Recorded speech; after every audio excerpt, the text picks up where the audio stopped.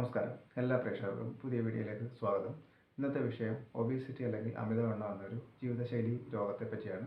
നമുക്കറിയാം, നമുക്ക് ചുറ്റും ഈ അമിതവണ്ണം മൂലം ബുദ്ധിമുട്ടുന്ന ഒരുപാട് ആൾക്കാരുണ്ട്. ഒന്നുകിൽ അവർക്ക് ഇരിക്കുന്നിടത്തു നിന്ന് എണീക്കാനുള്ള ബുദ്ധിമുട്ട്, അതല്ലെങ്കിൽ കയറ്റം കയറുമ്പോഴുള്ള ബുദ്ധിമുട്ട്, അതുപോലെ തന്നെ ഈ ഒബീസിറ്റി മൂലം ഉണ്ടാകുന്ന ഹൈപ്പർ ടെൻഷൻ, അങ്ങനെ വിവിധ പ്രശ്നങ്ങളുമായിട്ട് അമിതവണ്ണം മൂലം ബുദ്ധിമുട്ടുന്ന ഒരുപാട് ആൾക്കാർ നമുക്ക് ചുറ്റിലുമുണ്ട്.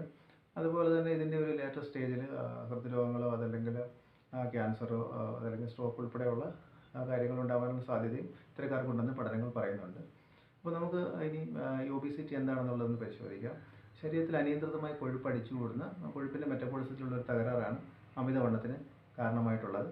അപ്പോൾ ഈ അമിതവണ്ണം ഒരാളിൽ എങ്ങനെ ഉണ്ടെന്ന് മനസ്സിലാക്കാൻ വേണ്ടി ക്ലിനിക്കലി മനസ്സിലാക്കാൻ ഒരു ചാർട്ടുണ്ട്, BMI chart, body mass index chart എന്നാണ് അത് പറയുന്നത്.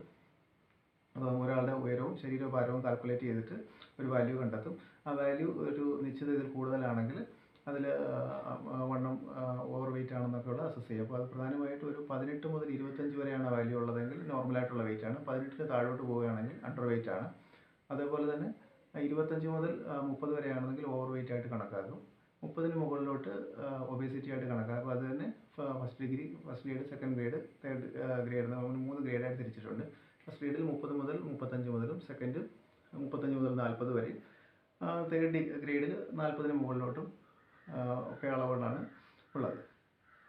അപ്പോൾ ഇനി അടുത്തതായിട്ട് നമുക്ക് നോക്കേണ്ടത് ഫാറ്റ് മെറ്റബോളിസത്തെ പറ്റിയാണ്. നേരത്തെ പറഞ്ഞു, ശരീരത്തിൽ അമിതമായിട്ട് കൊഴുപ്പ് അടിഞ്ഞുകൂടുന്ന അവസ്ഥയാണ്, അതുമൂലം ശരീരഭാരം വർദ്ധിക്കുന്നതാണ് ഒബീസിറ്റി എന്ന് പറഞ്ഞു.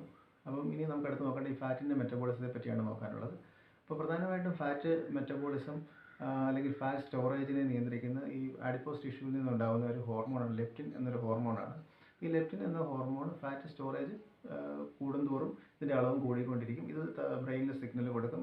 അതായത് ആവശ്യത്തിൽ സ്റ്റോറേജ് ആയിട്ടുണ്ടെങ്കിൽ സിഗ്നൽ കൊടുക്കുകയും അത് പിന്നീട് ഫാറ്റിൻ്റെ യൂട്ടിലൈസേഷന് കൂടുതൽ ചെയ്യാൻ ശരീരത്തെ പ്രേരിപ്പിക്കുകയും ചെയ്യുന്ന ഒരു ഹോർമോണാണ്. അതേപോലെ തന്നെ ഈ നമ്മുടെ സ്റ്റൊമക്കിലൊരു ഹോർമോണുണ്ട്, ഗ്രലിൻ എന്ന് പറഞ്ഞൊരു ഹോർമോണാണ്. ഈ ഹോർമോൺ നമ്മുടെ ഹങ്കർ ഹോർമോൺ എന്നാണ് പറയുന്നത്. അപ്പം ഇത് നമുക്ക് സ്വാഭാവികമായിട്ട് വിശപ്പുണ്ടാകുന്ന സമയത്ത് ഈ പറഞ്ഞ ഭക്ഷണങ്ങൾ കഴിക്കുമ്പോഴത്തേക്ക് കൂടുതൽ കഴിക്കാനുള്ള ആവശ്യപ്പെടുന്ന തലച്ചോറ് സിഗ്നൽ കൊടുക്കുന്ന ഒരു ഹോർമോണാണ് ഗ്രലിൻ എന്നൊരു ഹോർമോൺ. അപ്പോൾ ഇതിൻ്റെ രണ്ടിൻ്റെയും പ്രവർത്തന ഫലമായിട്ടാണ് ഈ പറഞ്ഞ ശരീരത്തിലുള്ള ഫാറ്റ് ആയാലും കാർബോഹൈഡ്രേറ്റ് ആയാലും അതേപോലെ പ്രോട്ടീൻ മെറ്റബോളിസം ഒക്കെ ശരീരത്തിൽ നിയന്ത്രിക്കുന്നത്. അപ്പോൾ ഇനി നമുക്ക് നോക്കേണ്ടത് അടുത്തതായിട്ട് ആൾക്കാർ അമിതവണ്ണത്തിന് മൂലം ബുദ്ധിമുട്ട് അനുഭവിക്കുന്നവരുടെ കാര്യങ്ങളാണ് ഇനി നോക്കാറുള്ളത്. അപ്പോൾ അതിൽ പ്രധാനമായിട്ടും ചില ആൾക്കാർക്ക് ഒരു 70 വേണ്ടെടുത്ത്, വെയിറ്റ് 70 വേണ്ടെടുത്ത് അവർക്ക് ഒരു 85 90 കാണും. ചില ആൾക്കാർക്ക് ഒരു 70 വേണ്ടെടുത്ത് ഒരു 100 അതിന് മുകളിലോട്ടോ വെയിറ്റ് നിൽക്കുന്നുണ്ടായിരിക്കും. മറ്റു ചിലർക്ക് ഇപ്പോൾ 70 വേണ്ടെടുത്ത് അതിൻ്റെ ഇരട്ടിയിലധികം 140 175 ഒക്കെ വെയിറ്റ് വയ്ക്കുന്നതും കണ്ടിട്ടുണ്ട്. അപ്പോൾ ഈ ഓരോ ആൾക്കാരിലും എന്ത് കാരണം കൊണ്ടാണ് അവർ വെയിറ്റ് വയ്ക്കുന്നത് എന്നുള്ള കണ്ടെത്തി അതിന് വേണ്ട ഫലപ്രദമായ ചികിത്സയാണ് ചെയ്യേണ്ടത്. അപ്പം ഉദാഹരണമായിട്ട് ഇനിയിപ്പോൾ നമുക്ക് സ്വാഭാവികമായി കഴിക്കുന്ന ഭക്ഷണ രീതിയെ പറ്റി ഒന്ന് പരിശോധിക്കാം. അപ്പോൾ നമുക്ക് പ്രധാനമായിട്ടുള്ള നമ്മുടെ എനർജി സോഴ്സ് എന്ന് പറയുന്നത് കാർബോഹൈഡ്രേറ്റ്, ഫാറ്റ്, പ്രോട്ടീൻ, ഈ 3 ഘടകങ്ങളാണ്. അപ്പോൾ ഇതിൽ നമ്മൾ 1 ഗ്രാം കാർബോഹൈഡ്രേറ്റ് കഴിക്കുമ്പോൾ 4 യൂണിറ്റ് എനർജിയാണ് ഉണ്ടാകുന്നത്. അതായത് 100 ഗ്രാം ചോറ് കഴിക്കുമ്പോഴത്തേക്ക് 400 കലോറി ആണ് ശരീരത്തിൽ ഉണ്ടാകുന്നത്. അതേപോലെ തന്നെ 1 ഗ്രാം ഫാറ്റ് കഴിക്കുമ്പോൾ 9 കലോറി ഊർജ്ജമാണ് ശരീരത്തിൽ ഉണ്ടാകുന്നത്. അതായത് 100 ഗ്രാം ഫാറ്റ് കഴിക്കുകയാണെങ്കിൽ 900 കലോറി ഊർജ്ജമാണ് ശരീരത്തിൽ ഉണ്ടാകുന്നത്. അതേപോലെ 1 ഗ്രാം പ്രോട്ടീൻ കഴിക്കുകയാണെങ്കിൽ 4 കലോറി ഊർജ്ജമാണ് ശരീരത്തിലുണ്ടാകുന്നത്. അപ്പം 100 ഗ്രാം പ്രോട്ടീൻ, അതിപ്പോൾ ഇറച്ചിയോ മീനോ ഒക്കെ ആയിക്കോട്ടെ, അത് 100 ഗ്രാം കഴിക്കുകയാണെങ്കിൽ ഏകദേശം 400 കലോറി ഊർജ്ജം ഉണ്ടാകുന്നു. വെജിറ്റബിൾസ് 1 ഗ്രാം കഴിക്കുകയാണെങ്കിൽ 1 കലോറിയാണ് ഊർജ്ജം ശരീരത്തിലുണ്ടാകുന്നത്. അപ്പോൾ ഏറ്റവും കൂടുതൽ ഊർജ്ജം ഏറ്റവും കുറച്ചുണ്ടാകുന്നത് വെജിറ്റബിൾസിലാണ്. അപ്പം ഒരാളുടെ ശരീരത്തിൽ ശരാശരി വേണ്ട കലോറി ഒരു ദിവസം വേണ്ടത് 1200 മുതൽ 1400 വരെയാണ്. അപ്പോൾ ഇതിൽ ഈ ഭക്ഷണക്രമങ്ങളിൽ ഉള്ള വ്യത്യാസം മൂലം ശരീരത്തിന് ഈ പറഞ്ഞ അമിതവണ്ണത്തിനുള്ള സാധ്യതകളുണ്ട്. നമുക്കതിലേക്ക് വരാം. അപ്പം ഈ അമിതവണ്ണം വയ്ക്കാതിരിക്കാൻ വേണ്ടി അല്ലെങ്കിൽ ഈ ഡയറ്റിലുള്ള വ്യതിയാനങ്ങളും അമിതവണ്ണത്തിന് കാരണമാകുമെന്ന് പറഞ്ഞു. അപ്പോൾ നേരത്തെ പറഞ്ഞു ഇതിനൊരു അമിതവണ്ണത്തിന് പല കാരണങ്ങളുണ്ട്. അതൊന്ന് ജനറ്റിക് ആയിട്ടുള്ള പ്രശ്നങ്ങളുണ്ട്, അതേപോലെ സെഡൻറ്ററി ലൈഫ് സ്റ്റൈലുണ്ട്, അതേപോലെ തന്നെ ചിട്ടയില്ലാത്ത ഭക്ഷണ രീതികൾ, അതേപോലെ ലെപ്റ്റിൻ റെസിസ്റ്റൻസ് പോലുള്ള കണ്ടീഷൻസ് അതേപോലെ ഹൈപ്പോതൈറോയിഡിസം, മറ്റ് മെഡിസിൻസിൻ്റെ ഉപയോഗം മൂലം ഉണ്ടാകുന്നത്, പ്രഗ്നൻസി ടൈമിലുണ്ടാകുന്ന അമിതവണ്ണം, ഇങ്ങനെ പല രീതിയിലുള്ള കാരണങ്ങൾ അമിതവണ്ണത്തിന് ഉണ്ട്. അപ്പോൾ ഇതിന് നമുക്ക് ഓരോന്നും എടുത്ത് പരിശോധിച്ചാൽ, ഇപ്പം ജനറ്റിക് ആയിട്ടുള്ള കാര്യങ്ങൾ എടുത്ത് നോക്കിക്കഴിഞ്ഞാൽ നമുക്ക് അച്ഛനും അമ്മയ്ക്കൊക്കെ അമിതവണ്ണം ഉണ്ടെങ്കിൽ കുട്ടികൾക്ക് അത് കാണാനുള്ള സാധ്യത കൂടുതലാണ്. ഇപ്പോൾ കുട്ടികളിൽ വണ്ണം കൂടുമ്പോൾ അവരുടെ ഒരു പ്രശ്നം എന്ന് വെച്ച് കഴിഞ്ഞാൽ അവരുടെ അഡിപ്പോസ് ടിഷ്യൂവിന് ഒരു ഹൈപ്പർപ്ലേഷിയാണ് ഉണ്ടാകുന്നത്. അതേസമയം വലിപ്പം കൂടുതലും അതേപോലെ മൾട്ടിപ്ലിക്കേഷനുമാണ് ഉണ്ടാകുന്നത്. അപ്പോൾ അത്തരം ആൾക്കാർ ഒരു സെക്ഷൻ, വണ്ണം കൂടുതലുള്ള ആൾക്കാർ. രണ്ടാമതായിട്ട് നേരത്തെ പറഞ്ഞു ഈ ഡയറ്റ് കൃത്യമായിട്ട് ചെയ്യാത്ത ആൾക്കാർ, അതായത് കലോറിയൊക്കെ നമ്മളെല്ലാവരും കലോറി നോക്കി ഭക്ഷണം കഴിക്കുന്ന ആൾക്കാരല്ല. തീർച്ചയായിട്ടും അമിതവണ്ണം ഉള്ളപ്പോൾ തീർച്ചയായിട്ടും ആ ഡയറ്റിലൊന്ന് മാറ്റം വരുത്തേണ്ടി വരും. രണ്ടാമത് ഈ പറഞ്ഞ ഒരു 85 കിലോ ഉള്ള ആൾക്കാർ 70ലേക്ക് കുറയ്ക്കാൻ ആഗ്രഹിക്കുന്നവർ, അതല്ലെങ്കിൽ ഒരു 100 കിലോ ഉള്ള ആൾക്കാർ 80ലേക്ക് കുറയ്ക്കാൻ ആഗ്രഹിക്കുന്നവർക്കൊക്കെ, അല്ലെങ്കിൽ ചെറുപ്പത്തിൽ വണ്ണം വെച്ച ആൾക്കാർ, ഇവരുടെയൊക്കെ ഒരു ഹിസ്റ്ററി പരിശോധിക്കുമ്പോൾ ഈ പറഞ്ഞ അഡിപ്പോസ് ടിഷ്യൂവിൻ്റെ ഒരു ഹൈപ്പർട്രോഫി അല്ലെങ്കിൽ വലിപ്പം കൂടുതൽ, ഫാറ്റ് സ്റ്റോറേജ് കപ്പാസിറ്റി കൂടുതലായിരിക്കും. അപ്പോൾ അത്തരം ആൾക്കാരൊക്കെ പരിശീലിക്കേണ്ട പ്രധാനമായിട്ടും നമ്മൾ ആദ്യം പറഞ്ഞു ഒരു ഡയറ്റ് പറഞ്ഞു, ശരീരത്തിന് വേണ്ട കലോറിയുടെ ആവശ്യങ്ങളൊക്കെ പറഞ്ഞു. അതനുസരിച്ചിട്ട് ഫുഡ് പ്ലേറ്റ് നമ്മൾ അതിൽ ഭക്ഷണം കഴിക്കുന്ന പ്രിപ്പയർ ചെയ്യുമ്പോൾ നമ്മൾ വെജിറ്റബിൾസ് ആദ്യം കൂടുതൽ കഴിക്കുക. അതിനുശേഷം മറ്റ് കലോറി കൂടിയത് അളവ് കുറച്ചുകൊണ്ട് ശരീരത്തിന് ആവശ്യമായ ഘടകങ്ങൾ ചേർത്തുള്ള ഭക്ഷണ രീതി ക്രമീകരിച്ച് കഴിഞ്ഞാൽ, അതേപോലെ ചിട്ടയായ വ്യായാമം പോലുള്ള കാര്യങ്ങൾ ചെയ്തു കഴിഞ്ഞാൽ അമിതമായിട്ട് ശരീരത്തിൽ നിൽക്കുന്ന കൊഴുപ്പ് ഉപയോഗപ്പെടുത്തുകയും ശരീരത്തിന് അനാവശ്യമായി കിട്ടുന്ന ഊർജ്ജത്തെ അവോയ്ഡ് ചെയ്യുകയൊക്കെ ചെയ്യാൻ പറ്റും. അതുകൊണ്ട് നമുക്ക് പിന്നെ ഫലപ്രദമായ മരുന്നുകളുടെയൊക്കെ ഉപയോഗം മൂലം അമിതവണ്ണം കുറച്ച് കൊണ്ടുവരാൻ പറ്റും.